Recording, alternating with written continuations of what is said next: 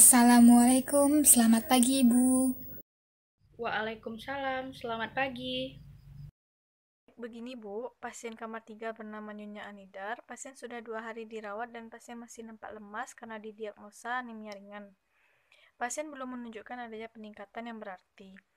Dari hasil lab ditunjukkan bahwa hasilnya yaitu 9,6 gram per dl. Jadi saya bermaksud untuk melakukan DRK kepada pasien. Apakah Ibu setuju? Ya, saya setuju. Bagaimana persiapannya? Dan kapan akan dilakukan DRK tersebut? Iya Bu, saya sudah menyiapkan tim yang bisa melakukan DRK. Sesuai dengan jadwal Bu, DRK ini akan dilakukan besok pada tanggal 14 November 2020 Bu.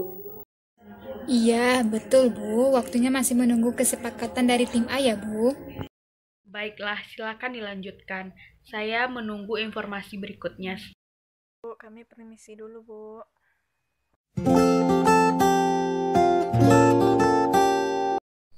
Bismillahirrahmanirrahim. Assalamualaikum warahmatullahi wabarakatuh. Waalaikumsalam warahmatullahi wabarakatuh, Bu. Baiklah, selamat datang kepada rekan-rekan semuanya. Pada hari ini kita akan melaksanakan diskusi refleksi kasus pada tanggal 14 November tahun 2020. Baiklah, kegiatan diskusi refleksi kasus ini adalah kegiatan rutin yang biasa kita lakukan setiap 1 bulan sekali. Kita membahas tentang kasus yang telah kita sepakati sebelumnya. Diskusi refleksi kasus ini merupakan metode yang merefleksikan pengalaman-pengalaman perawat yang terkini dan juga menarik dalam melaksanakan asuhan keperawatan yang mengacu pada pengalaman terhadap standar yang ditetapkan. Strategi ini dimanfaatkan sebagai pembelajaran untuk perawat. Baiklah, kalau begitu saya serahkan untuk mengatur jalannya acara ini kepada moderator. Yaitu Feni. Saya persilahkan.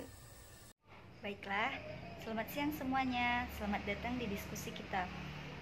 Diskusi ini kita telah sepakati bahwa kita akan mendiskusikan tentang anemia. Nah, bagaimana kalau kita sepakati dulu waktu untuk diskusinya? Bagaimana waktunya 50 menit? Setuju, Bu. Mulai saja, Bu. Setuju Bu Feni, diskusi dilakukan selama 50 menit saja. Baiklah, langsung saja kita mulai. Pada diskusi kali ini akan disampaikan oleh Bu Mutia. Bu Mutia akan menyampaikan selama 15 menit dan dilanjutkan sesi diskusi selama 30 menit. Langsung saja kepada Bu Mutia, disilakan. Assalamualaikum warahmatullahi wabarakatuh. Baiklah, kali ini kita akan membahas mengenai anemia, yaitu pada Nyonya Anidar yang telah dirawat selama 2 hari.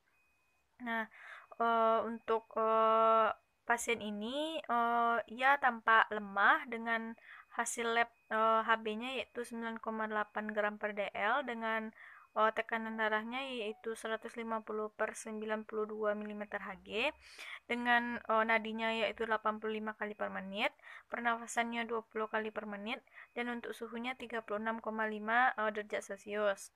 Nah, langsung saja, anemia adalah berkurangnya jumlah eritrosit serta jumlah hemoglobin dalam 1 mm kubik darah atau berkurangnya volume sel yang didapatkan dalam 100 ml darah.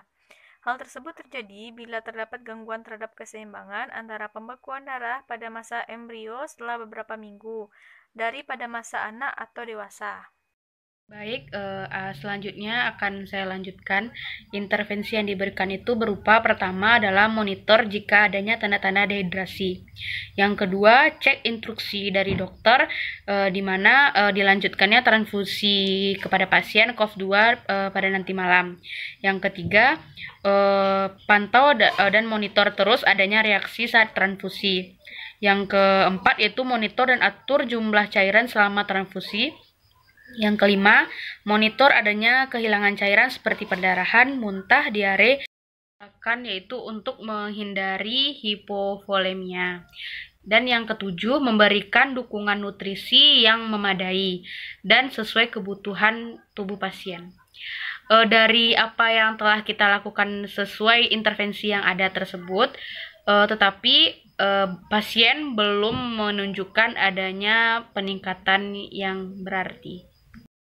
Baik, langsung saja jika ada yang ingin disampaikan dari teman-teman, silakan untuk menyampaikannya satu persatu. Bagaimana kita lakukan pengecekan instruksi dari dokter tadi? Karena HB pasien masih rendah, itu apakah perlu dilakukan pengecekan HB lagi atau tidak? Ya, benar Bu.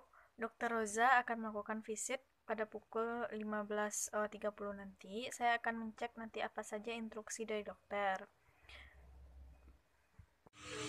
Dengan yang sudah dilakukan itu Bu, kita tetap harus melakukan monitor atau pemantauan terhadap status hemodinamiknya, karena Nyonya Anidar ini tekanan darahnya itu 150/92, jadi kita harus pantau terus seperti nadi dan juga tekanan darahnya Bu.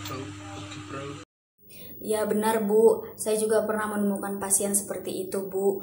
Kita tidak boleh lengah, kita harus selalu pantau nadi dan tekanan darah pasien Bu. Karena jika tidak dipantau akan berakibat fatal bagi pasien tersebut Bu.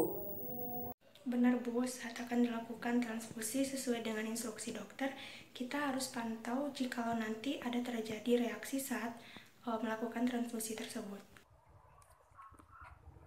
Benar yang dikatakan Ibu Tari, bahwasannya kita jangan lupa untuk memantau jumlah cairan selama transfusi, karena jika instruksi salah itu nanti bisa berakibat fatal kepada pasien Nyonya A, dan nanti bisa menyebabkan pasien Nyonya A menjadi shock.